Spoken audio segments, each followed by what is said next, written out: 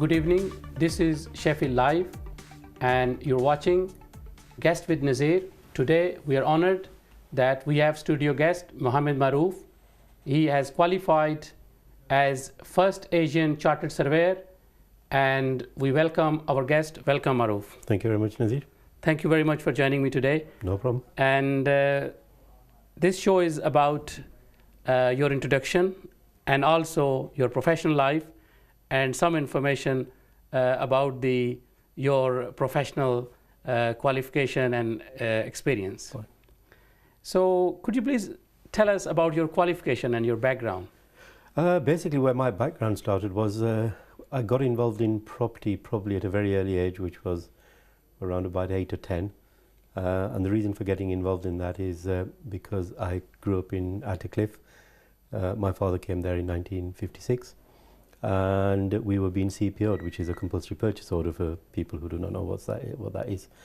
And basically that's when the council purchases your property. And what I used to do was, on a Saturday, a newspaper used to come out known as the Sheffield Property Telegraph, which now comes out on a Friday, of course. And I used to buy it from the news agents, come home, look at the adverts in there and explain it to my father and his friends that these are the properties that are actually available for sale. And then I would go to the local telephone box and make some appointments for them. And that's where my sort of involvement in property actually started. I went to a negotiation and I saw a chartered surveyor sitting behind this huge desk. And I thought I could do that job, you know. That's not a bad job.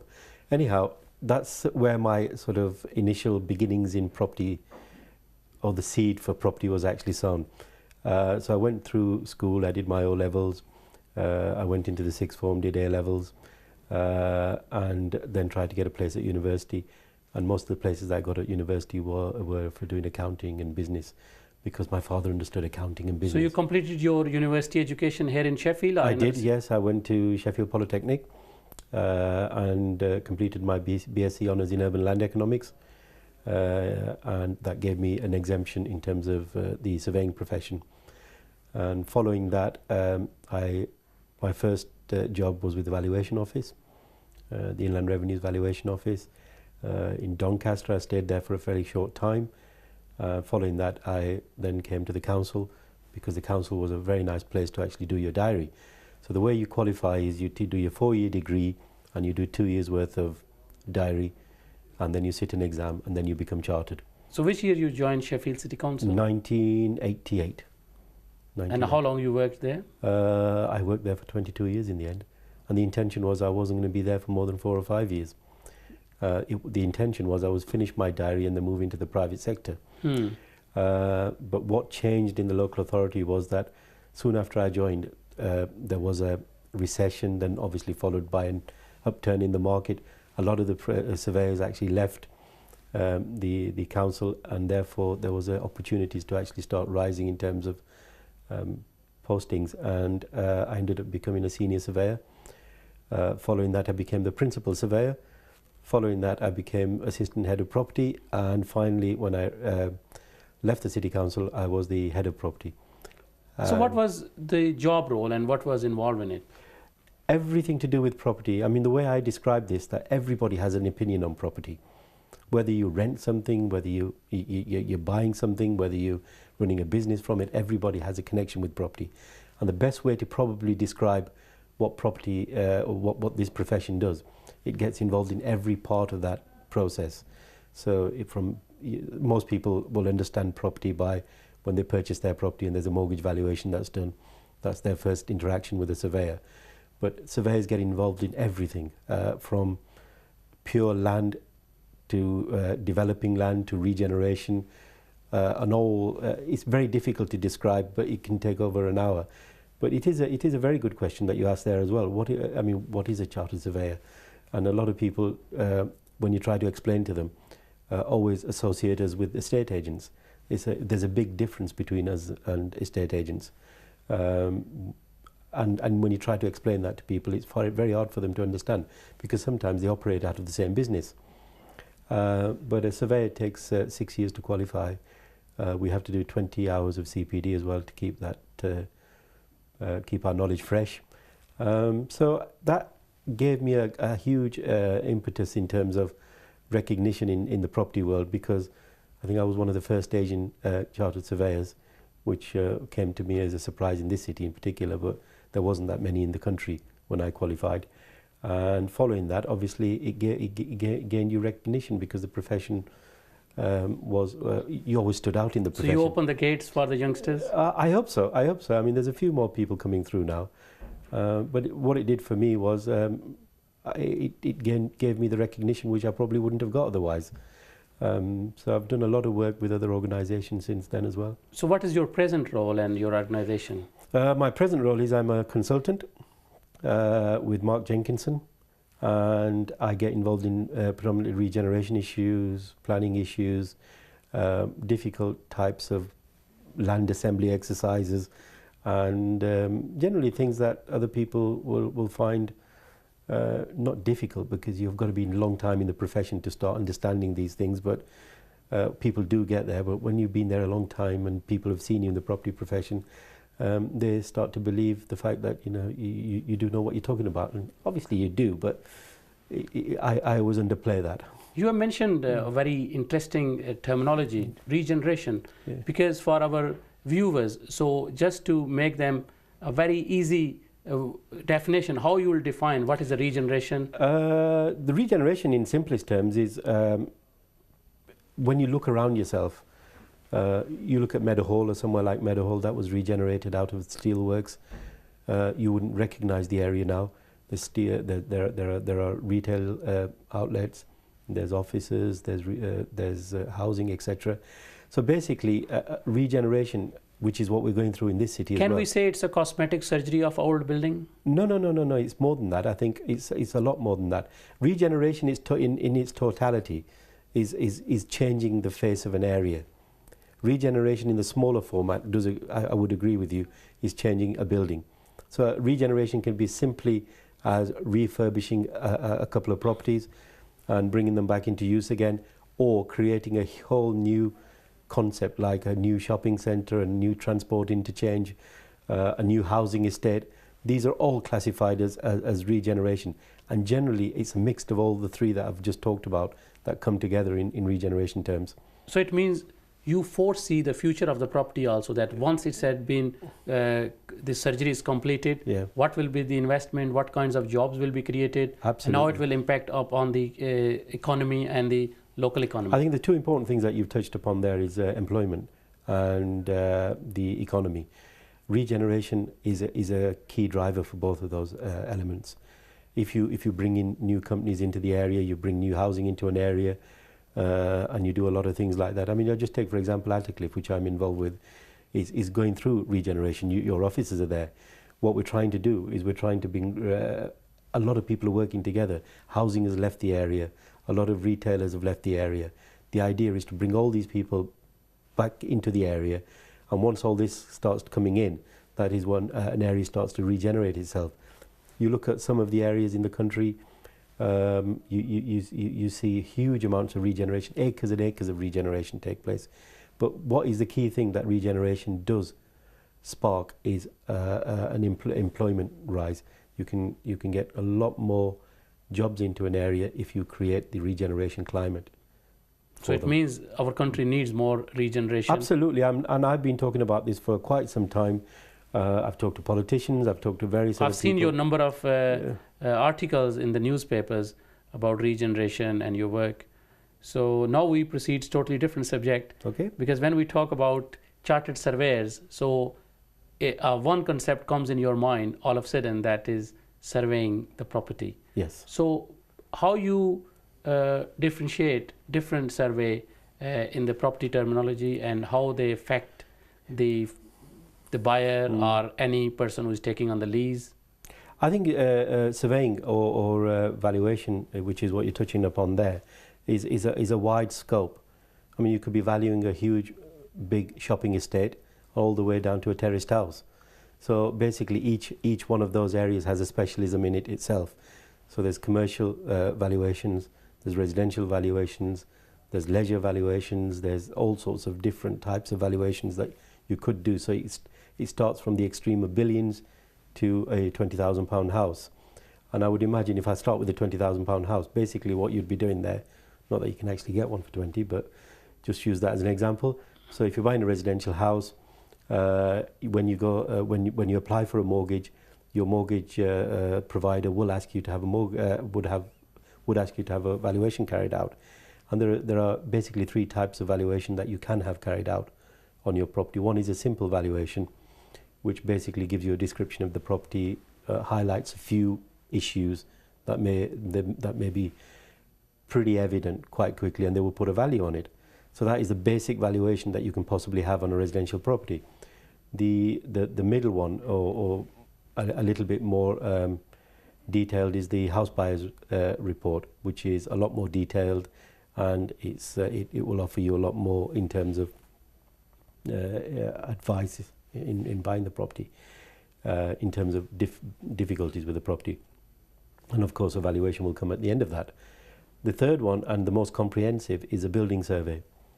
And a building survey is something that can take quite some time. It can take half a day to a day, which is why the fees are a lot higher on building surveys. And a building survey will purely look at defects in a property and highlight them to a potential Does it involve that last survey, you're talking about building survey, involve any kind of property test or any kind of machinery, or no? Just not a lot of machinery, but there will be little bits of machinery involved in it. But generally speaking, a knowledgeable surveyor would be able to spot quite a number of defects in a property, if they have any. And that gives them a lot more time to actually do that. And that is the most comprehensive survey that you can have done. And with a building survey, obviously, you would have a valuation done as well. So what is the best moment of your life? The best moment of my life, I think there's quite a few of them, but one of the best moments was when I qualified as a chartered surveyor, to be honest. That was one of my proudest moments, because there I was, stood in Great George Street receiving my chartered status. Fantastic. And that was absolutely wonderful. And I think another one would be that to reach the head of service rank at the local authority, which was not reached by many Asians in the past, so that was quite good in a mainline profession as well. But there are many, and you can't really say one is the best moment, really, because you have many personal best moments and professional best moments. And your favorite food? I'm quite simple like that. I mean, I just have a Korean. Okay. And your favorite place to visit? I think there's been many favourite places. I mean, the favourite, obviously, from my religious background, it's got to be Makkah and Medina. But from a tourist point of view, I quite like Marrakesh. It's a wonderful city. Good. With wonderful colours, and it's quite an exciting place to be. And in terms of, obviously, in professional life, you're a very busy person. What are your hobbies when you're not busy with job? So what are your hobbies and interests? I play a lot of cricket. And this has been the first year that I've not actually played a match. And I have been playing for the last 25, 30 years plus. And the other hobbies are basically volunteering to do things for people less privileged than yourself, where you can contribute something. And I get involved in quite a lot of issues like that. Good. Which I think is quite fulfilling in some ways. And because a lot of people in these days thinking and trying to do the property purchase in the auctions, how you see and what do you recommend, that what precautions somebody should take when they are buying in auction? Right. I mean, I did a recent article on buying at auction, not from the point of view of legal, but a light-hearted way of actually coming into the auction room. Basically, I think what a person needs to do, and I would imagine not a lot of people do, is to make sure that they read the legal pack, and even more fundamentally than that, actually visit the property. You wouldn't believe the number of people that never actually visit the property, never read the legal pack. Is there any possibility that before they, after visiting that, they can quick survey of the property? Can they do that? The textbook answer to your question is they should have a full survey done, they should read the legal pack, and they should have their finance organised before they walk into the auction room. Because once you walk into the auction room and the hammer falls in your favour, you've got to pay 10% there and then. a hammer, the fall of a hammer, and you as a lawyer would accept this, is a binding contract. Exactly. Between the purchaser and the seller. And people don't realize that once the hammer falls, it is a legal contract. You can't get out of that legal contract, even though you might think, hang on, there's just a hammer that's fallen. So that is the textbook answer, but you will find many people who come into the auction room, so have never visited the property, have never read the legal pack, and do everything wrong, and yet make a successful career of actually buying at auction. So that is a gamble, but I would never recommend that as being the way you actually buy at auction. But as this program is only for the information only, we're not giving any advice to anybody. But how you see that in coming days that will affect the economy, the property auctions, or how people should buy it? So how you see this? I think property, and I've done a lot of articles on this subject, I think property is changing in this country, changing very substantially in this country. There's been a long tradition of people wanting to buy properties in this country. Your ambition for your first job was to own your own property. My prediction is for the future that that will not be the case anymore. I think a lot more people will be prepared to rent properties. And I think the 10-year situation is going to change quite drastically in the next 10, 15 years. As property becomes more and more expensive to buy, I think people, the younger generation in particular, are very happy to rent. And I think the rental market is going to be the one that's going to be seen a lot of changes in the future.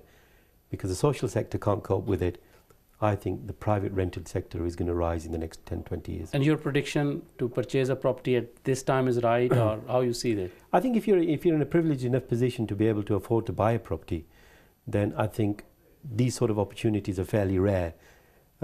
I've seen 3 recessions in my lifetime, and each one has resulted in an upturn.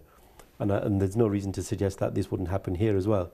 And we're already seeing that property prices are starting to rise. I mean, the last 6 months, properties that were becoming difficult to sell are quite easy to move now. So I think if you are privileged enough to have the money, you should think about investing in property. Viewers, you are watching Guest with Nazir, and we are having a very interesting discussion with Mohammed Mahroof, who is a chartered surveyor. And in coming shows, if you have any questions, you can email me. My email is shown on our screen, and I hope you will send me some questions. And in coming shows in near future, we'll try to answer those questions. Mahroof, what is your message for our viewers? The message for your viewers is, I can only give a property message here, is that it's a difficult question, that one, to be honest with you. The message to the viewers is simply, if you're involved in property, I'm going to hold it to property, do take professional advice. That is terribly important. And any message for the youngsters, because a lot of youngsters are watching our show and they do follow professionals and the people who have done good in your life. And of course, I've seen your CV, you have done fantastic. So what is your message for the youngsters? I think to persevere, never give up, and treat education very seriously. It eventually does pay off. It takes a long time, and I'll give you an example of a young gentleman that came to my office when I was at the council, and he said, I want to be a surveyor, uncle, like you. And how long did it actually take you to get where you are? And I said, it took me 20 years to get here. And he said, well, I can't wait that long.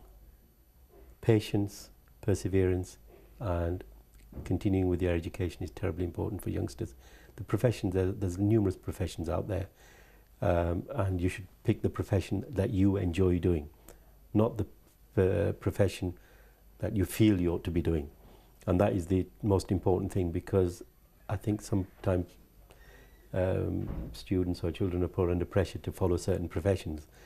What I'm saying to them is follow the profession that you will enjoy doing. I mean, for me, doing property is a hobby. I don't feel as though I'm working sometimes, because it's just like I would do it anyway. So to enjoy your job and get paid for it is even better. Thank you very much. And No it's problem. nice to have you in my show. Thank you. Viewers, this was our episode, Guest with Nazir, and I'm sure you have enjoyed this show. If you have any suggestions or questions, please do send us an email. Thank you for watching Guest with Nazir. Thank you very much.